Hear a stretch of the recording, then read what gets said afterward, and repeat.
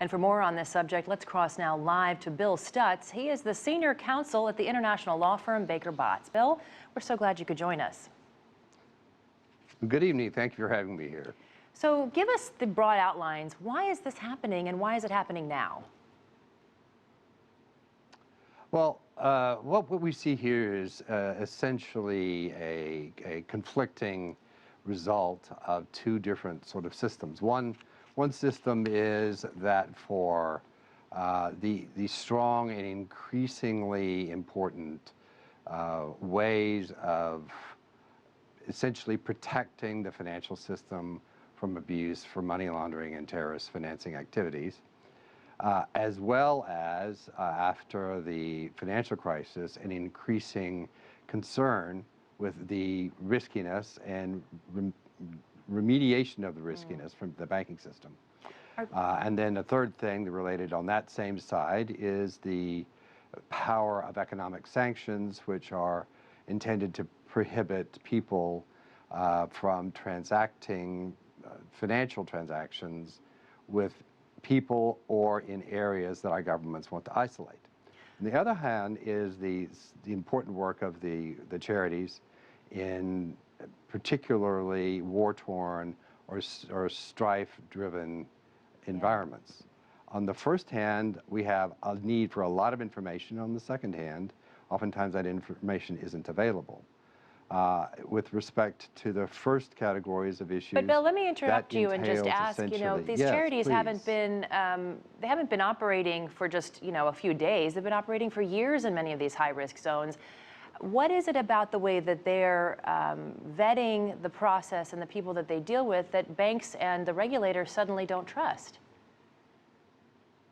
Well, I would say that what we're seeing now is the development over some longer period of time of the effect of increased regulatory scrutiny and the bank's reactions to that scrutiny.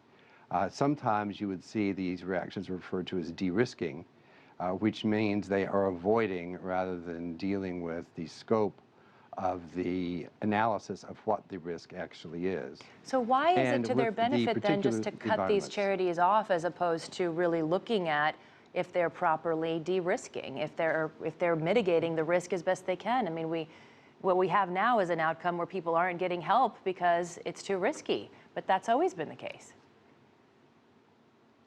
One of the issues that we see in that sort of environment is the question of the bank's concerns over whether they will be regulatorily restricted and subjected to penalties for not having the appropriate amount of information in their structure. They're afraid of getting cracked down. And sometimes the charities can't do that.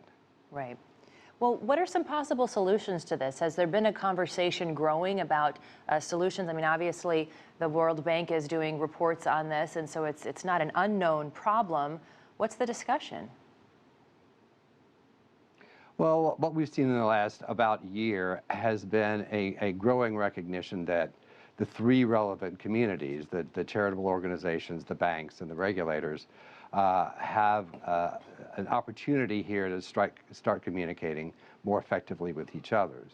What we've seen from both the United States Treasury, from the international organizations such as FATF, the World Bank, and the IMF, a stronger recognition and statement that nothing will be perfect.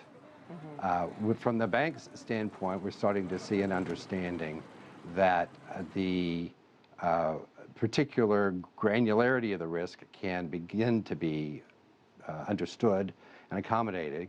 And I think from the charity standpoints, I think we're seeing a greater understanding that a particular sort of information, a level of information, and a structure of information that the banks can understand can also be provided.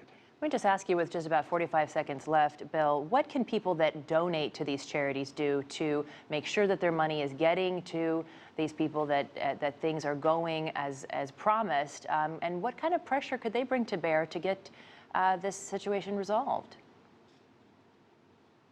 The first thing I'd say is if someone wishes to donate to a charity for a particular cause, to look into and use the information available for that particular charity, and that gives you an idea of where their work is done, what they're contributing to, and where they stand with the particular governments.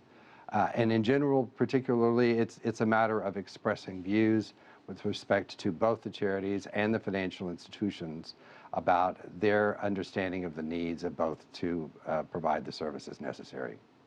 All right, our thanks to you, Bill Stutts, coming to us from Austin, Texas. Thanks for your time.